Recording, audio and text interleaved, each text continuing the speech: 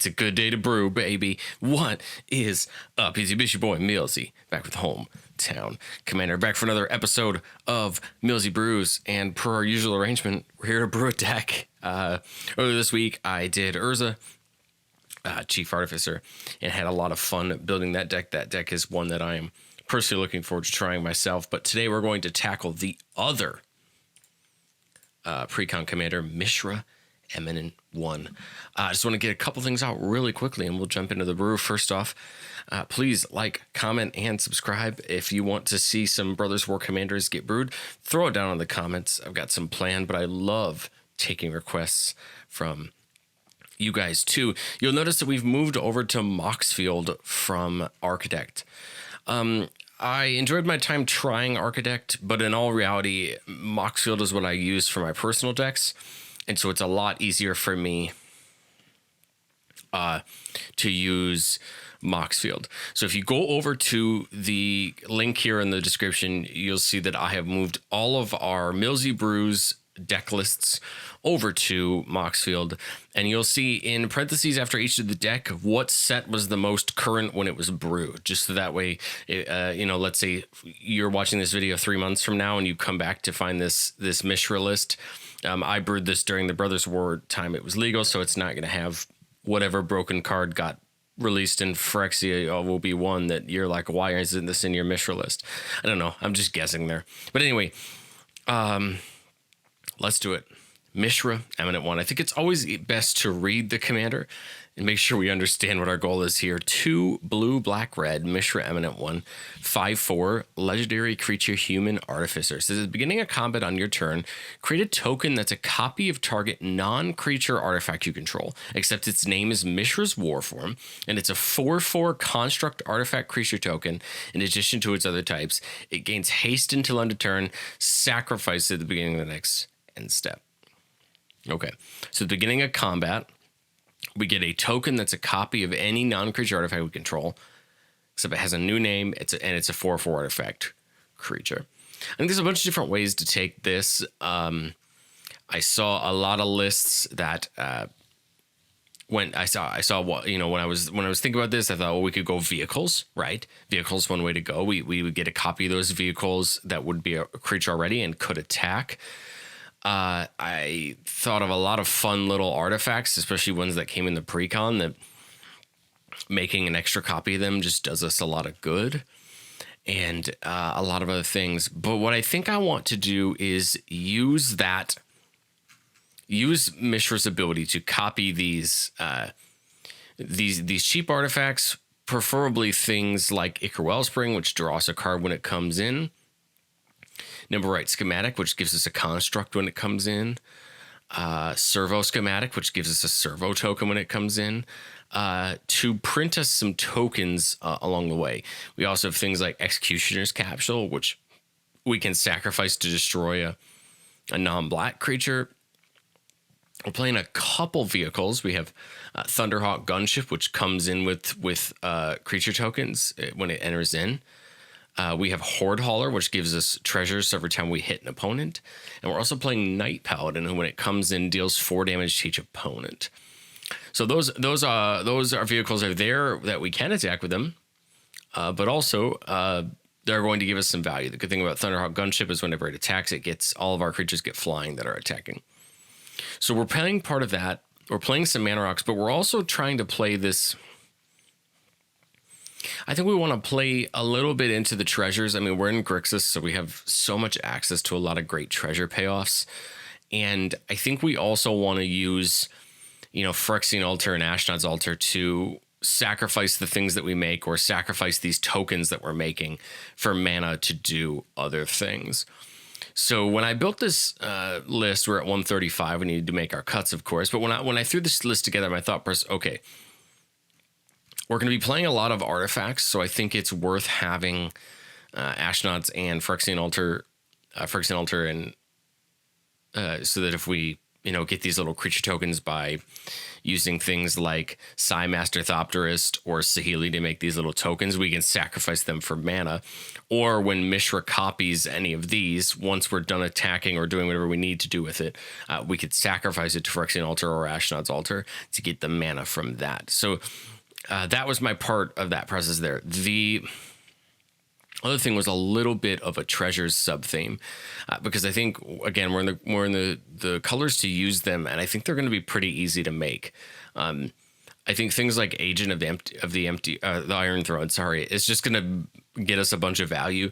Our artifacts are going to constantly be getting sacrificed, whether it's Mishra's one or the ones we're sacrificing, or whether they die or what have you. This is going to deal life. We can use something like Impact Tremors and Perforos to do damage to our opponents when creatures come in, either through Saheeli or Psy or from Mishra. So that's another route to go. I mean, we're going to be playing a lot of artifacts that reduce other artifacts. So hopefully we can put down these big artifacts for free, Metalwork Colossus, Mere Battlesphere, and that kind of thing. We're playing Ashnod to try to hopefully get some good value out of things that sacrifice artifacts, even things that sacrifice themselves. So Executioner's Capsule, if it goes off when Ashnod's out, it's going to go off twice. We're going to be able to destroy 2 non-ones. So there's going to be a lot of different things we can do here in this. We're playing Strionic Resonator and Lithform Engine we can copy... Because Mishra is a triggered ability, we can copy it with either of these if we wanted to, or we can do a lot of other things. So a lot of the list right now is just, this is where a lot of these Millzy Brews episodes start out. I have a bunch of cards I think fit what I'm trying to do. And so what I'd like to do now is kind of talk through my process of how do we get from 135 down to 100, and how do we focus this deck in on what it's meant to do. We'll start up here with the Planeswalkers. Saheeli Sublime Artificer is a Planeswalker that whenever we cast a non-creature spell makes us a servo, and then we can make an artifact become a copy of another artifact until end of turn, which can be interesting as well if we want to take advantage of some other things. So that's pretty great. Tezzeret Artifice Master allows us to make a Thopter, draw cards. If we have 3 more artifacts, we draw 2. And then if we get it up to its ultimate, at the end of our turn, we get to go get a permanent, put on the battlefield. That can be pretty important. And then one of my favorite Planeswalkers to use in both of these new decks is Tezzeret Master the Bridge. It says creature and Planeswalker spells you cast have affinity for artifacts that cost 1 less for each artifact you control. That's going to be great for a lot of our creatures, getting them down if we have this out. +2 deals X damage to each opponent, where X is the number of artifacts you control, and we gain X life.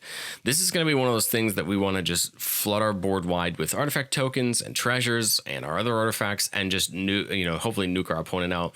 We can get an artifact back, or we can exile the top 10 and put all artifacts among them on the battlefield. I think the big thing here is going to be +2ing and -3ing. +2 to deal that damage, and -3 to get something back if we need to. So I think the land base is pretty solid at 35. We could probably come down maybe 1 land if we needed to, because we have a ton of mana rocks.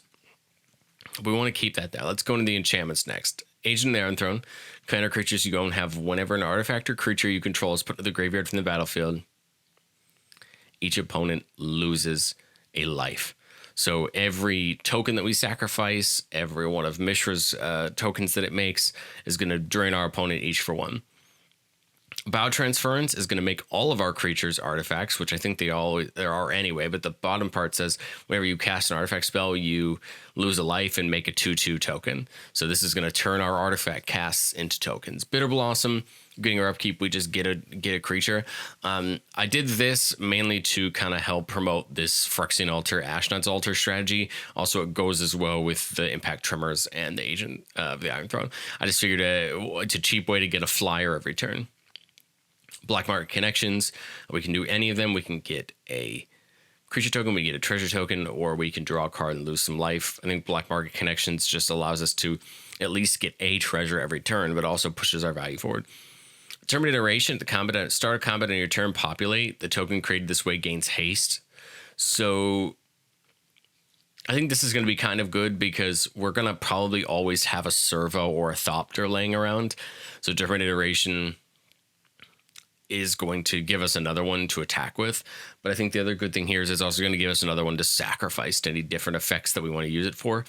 I'm pretty sure if we stack our triggers right, we may even be able to put Mishra on top of this stack. So do it first and then copy it again. So I think that would make determined iteration pretty good. Efficient construction, whenever we cast an artifact, get a 1/1. Impact tremors, again, we talked about. Mechanized production seems like a cool little win con. You enchant an artifact. Beginning of your upkeep, you create a token that's a copy of that enchanted artifact. And if we control 8 or 4 more artifacts that have the same name, we win the game. This can go on treasures. This can go on servos. This can go on thopters. Whatever we find we have more of, I think we can stick this on it and protect it and win the game that way. Mirrored and Besieged, same thing. Whenever you cast an artifact, you get a 1/1. Phyrexian Reclamation, getting our creatures back from the graveyard to our hand. I have a decent amount of creatures here, but there's going to be some that are going to be pretty important, and we're going to want them to come back. The other thing is I'm playing the Mishra Phyrexian Dragon Engine meld, which I'm very excited to actually see if it works, see if it would work on the board. The Dragon Engine has Unearth, but Mishra doesn't. In fact, most creatures in this deck do not have Unearth.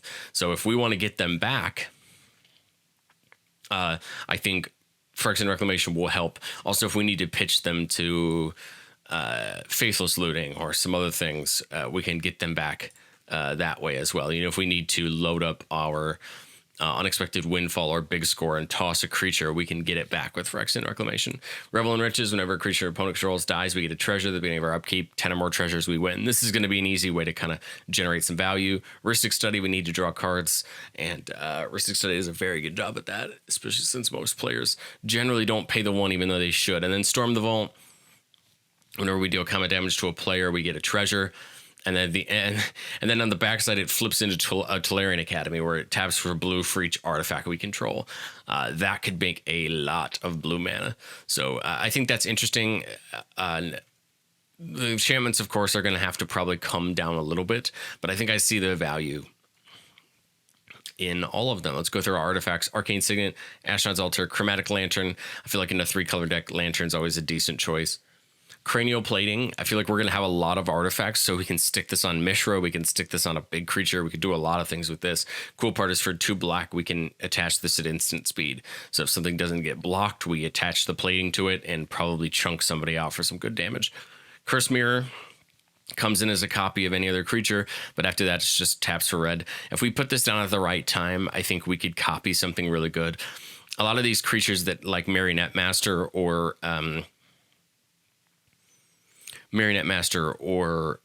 Ingenious Artificer or Reckless Fireweaver or Disciple of the Vault, these guys that have abilities when things leave the battlefield, none of these are legendary.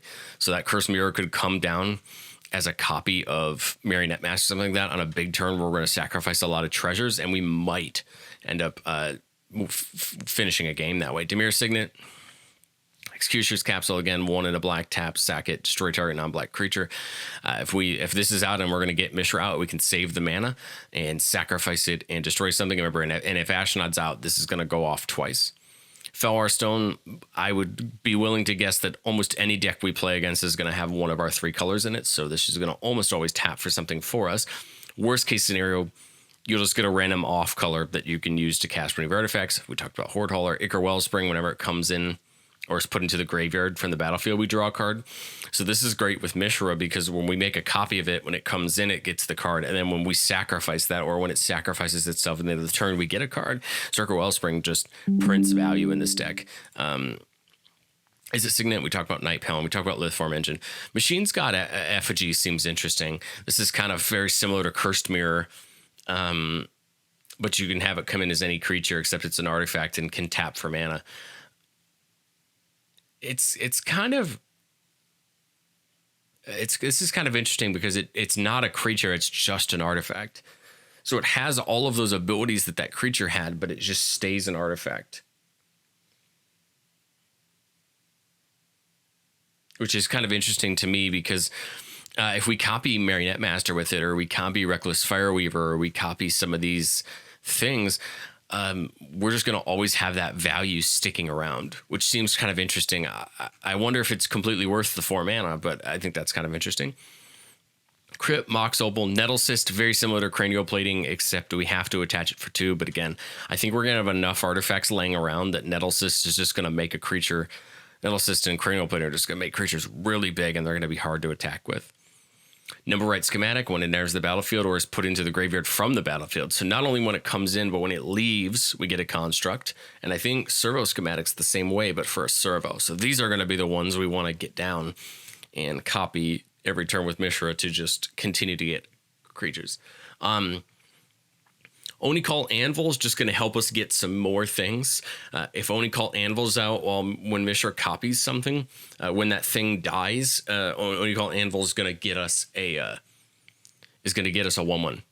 So that's pretty great to kind of replace the thing that we copied and keep the train going. And then we can sack an artifact and it deals 1 damage to each opponent. Again, probably something we want to be doing every turn to just ping down that value. Phyrexian Altar, again, sacking creatures for mana. So all of these little artifacts, if we're making enough of them, we can sacrifice them to keep pushing our strategy forward. Rakdos Signet. Sculpting Steel seems like it could be interesting. Comes in as the copy of any other artifact. We can copy Cranial Plating. We can copy a lot of things, even a bunch of creatures. So I think Sculpting Steel has a lot of utility. The problem is it's very dependent, right, on what we have down already. If it comes down and nothing else is good on the battlefield, not going to be very good. But that's okay. With Sculpting Steel, if you copy with Mishra, the token would, I believe, still come in as another copy of anything on the battlefield. I'm not entirely sure how that works. I didn't think about that until now. I'd have to see the ruling on that. It, of course, wouldn't go infinite or anything crazy like that. But you could probably come in and make it copy Servo Schematic or Nil Right Schematic and keep printing that value is what my guess would be. I would need a confirmation on that. Well, we'd have to try that out and look through the rulings on that. But that would be my guess. You'd want it to come in as a copy of one of these two and get more of the same value if that's something you want to do. Spine of Isha. Whenever it enters the battlefield, destroy target permanent. Whenever it's put into the graveyard from the battlefield, return it to its owner's hand. So this is kind of interesting because Mishra is just going to be able to copy it and destroy a permanent every turn. And that doesn't say non-land. That just says destroy target permanent. So I think that's going to be good. Strike Resonator again to copy our 3 talismans. The gunship. When it comes in, we get 2 tokens, and then when it attacks, all of our creatures get flying. And then Unwinding Clock seems like it could be interesting, although I don't think we'll need it as much as I'm realizing now.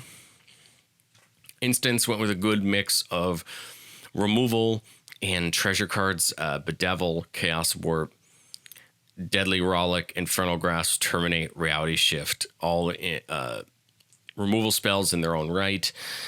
Playing the Fierce Guardianship because we're playing the Deadly Rollick, play those free spells.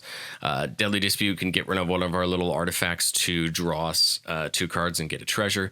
Dark Ritual, just great in a black deck, gets you some extra mana, could lead to a turn 3 Mishra if we really had the board for it. I'm playing Unexpected Windfall in the big score just because I want to try this treasure sub-theme. I don't know how well it's going to actually work, but I think I'm willing to try it. And then the Vamp Tutor there for the search. We go to the sorceries, Blasphemous Act. We do need a board wipe, and we're playing Damnation as well. Just hopefully we can avoid getting rid of all of our artifacts, but taking out all of the creatures on the battlefield. If we only have non-creature artifacts out, we don't mind wiping the board and just taking everything out. Demonic Tutor, Diabolic Intent. These guys are going to just... Demonic Tutor, of course, just unconditional search, Diabolic Intent. We got to sack a creature to tutor. They're probably just going to help us get into the cards we need at the time, whether it's one of our Planeswalkers, one of our creatures that give us more tokens, one of our creatures that goes towards treasures. I think they're just going to get us the piece we need. Expressive Iteration. I really like it in Commander. If you can do this before you play your land for turn, you have a chance to get a land off of it, whereas you might not have one in your hand, which is always good. Finishing up the sorceries, we have Jessica's Will, just a great producer of mana. Gamble, as it's well titled, a tutor that also has a little bit of chance. Sees the spoils and sees the spotlight for treasures. And Tyrsa's Devastation for a board wipe. Very interesting. -1/-1 for each artifact we control, which I think will more often than not wipe the board pretty handily. I put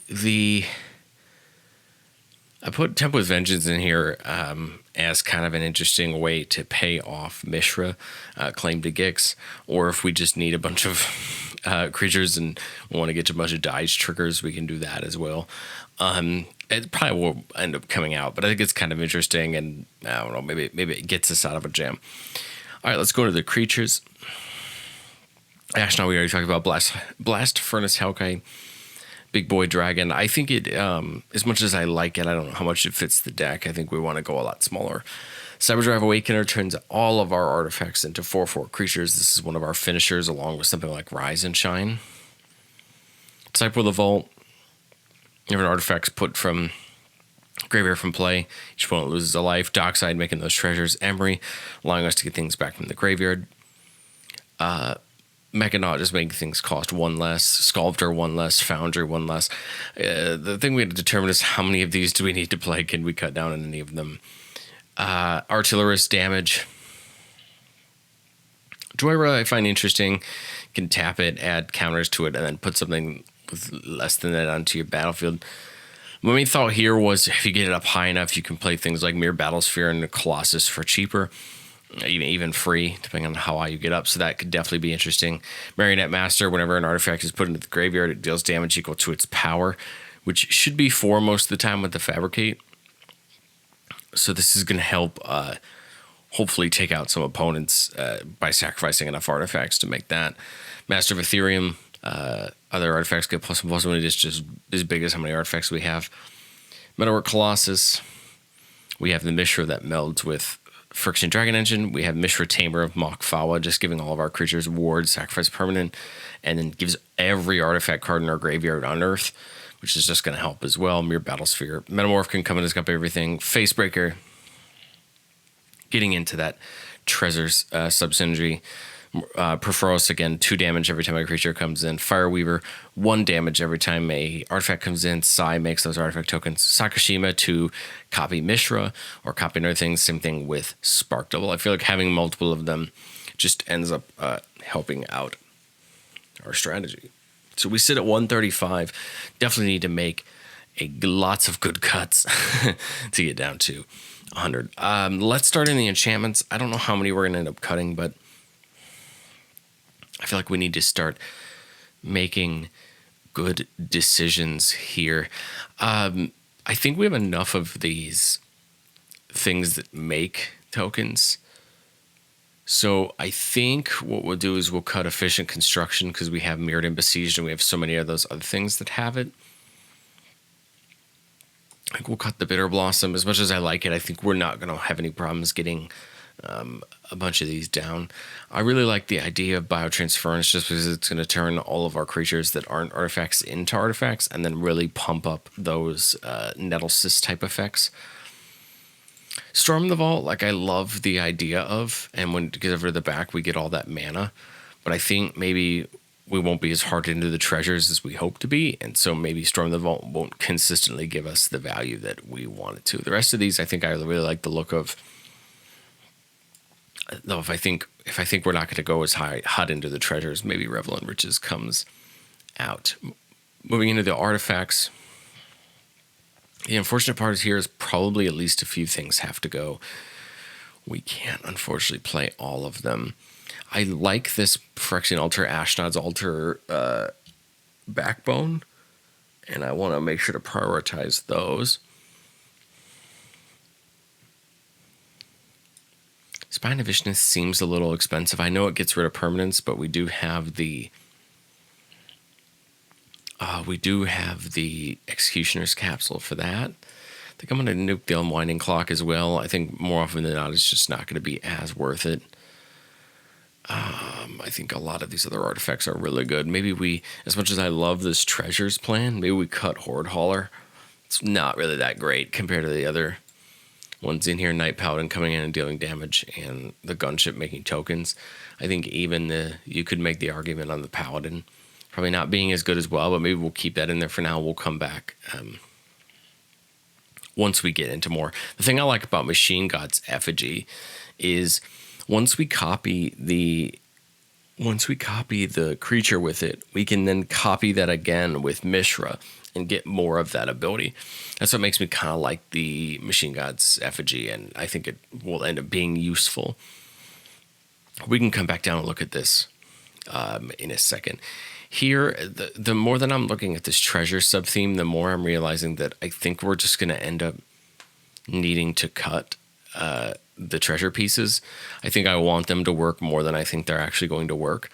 And so I think we need to cut some of these treasure draw spells. I still think Deadly Dispute's probably worth it because it's cheap and it's going to do well for us. But maybe this treasure sub-theme probably isn't as good as I think it is. And we're probably going to want to rely on stuff like this to get our value. So we're playing Terminate, Bedevil. I think we can cut the Infernal Grasp. Seems like we have a good amount of, mana here, removal here spread out. Coming up to these spells, I love the idea of Temp with Vengeance, but maybe it doesn't actually fit what we're trying to do.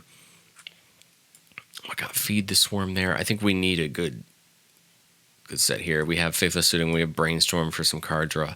So yeah, I like the look of that there. Let's go to the creatures.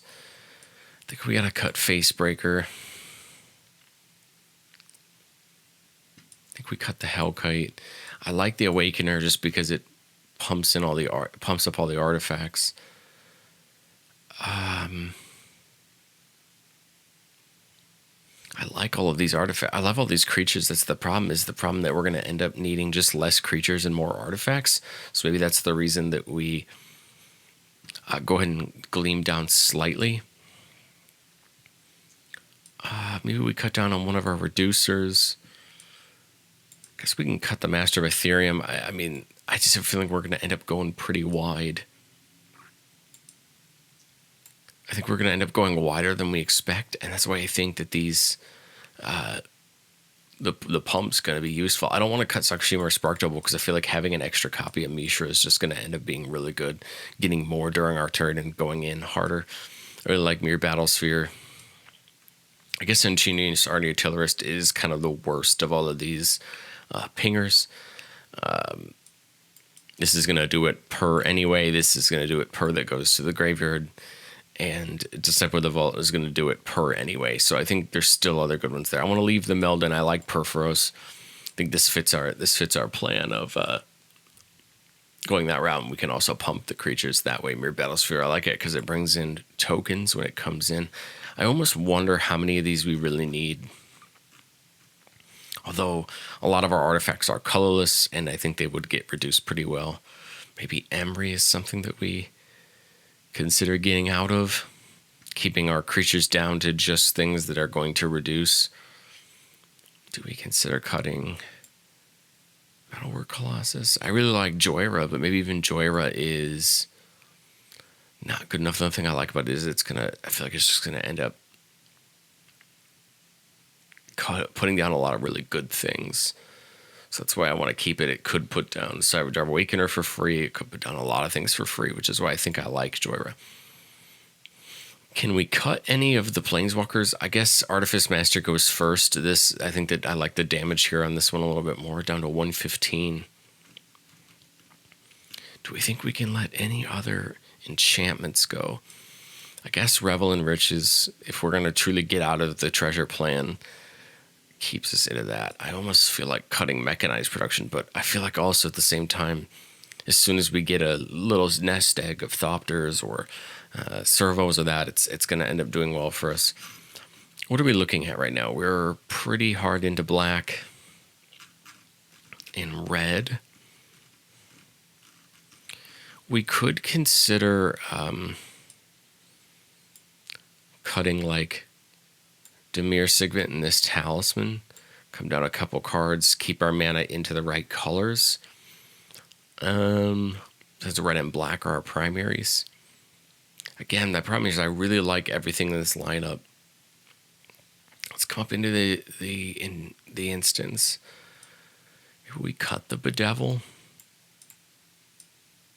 we have lots of removal, especially here. We have a board wipe here, so maybe we cut. Damnation, we have a damage board wipe and we have a straight up board wipe. So that looks pretty good. Still 10 left. This is going to be tough. I think there's a lot of really great stuff here. I'm going to go down a land. A lot of people are probably going to yell at me in the comments, but I think we can go down a land safely. So we'll go down. We'll go down the Shimmin Reef. 9 cards left. Any other enchantments we feel like we can go out? I like the iteration because it gets the copy. Maybe Black Market Connections comes out. Or we need to keep that a little bit more streamlined.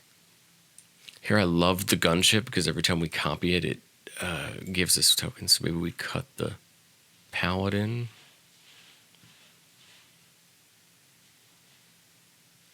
Let's see. Maybe the Deadly Dispute.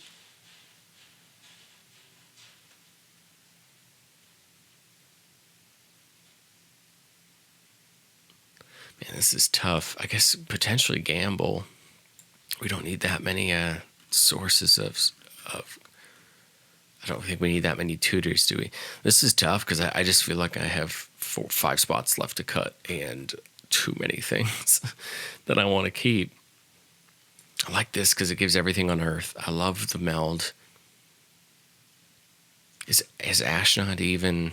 Well, no, well, I guess Ashnod has some sub-themes in here. Peripherals looks good. What if I cut? Oh, the reduction. The reduction seems really good, doesn't it?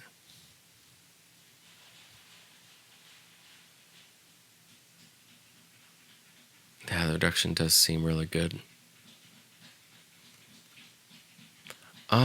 Let's 105. So just like normal, we have to probably just cut and get it to a point where we test it, right? I think unfortunately a lot of decks come down to that point where you have to be okay with where you're at. Well, see, the thing about Spark Double is it can copy those Planeswalkers as well. So we'll cut the Ethereum, cut the Feed the Swarm. Again, I hate getting rid of some of this removal, but I feel like we need to keep these slots for these artifacts wide open. I'm going to try without the mechanized production. Already came down on that land. I like both of those. Disciple of the Vault, Marionette Master, Fireweaver. Let's cut the Disciple of the Vault. I like Fireweaver and Marionette Master and Perforos a little bit more. And then our last card to cut. I wonder how often both these are going to be really good.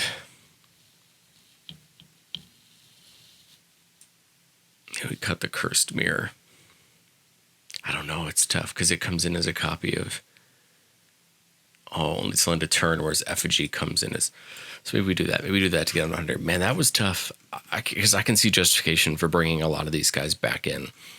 But I think, unfortunately, this is one of those decks where we're going to have to figure out if the line that we're going down actually works or not. And if it doesn't, then I think we come back to the board. But I hope you guys enjoy my my first shot at Mishra.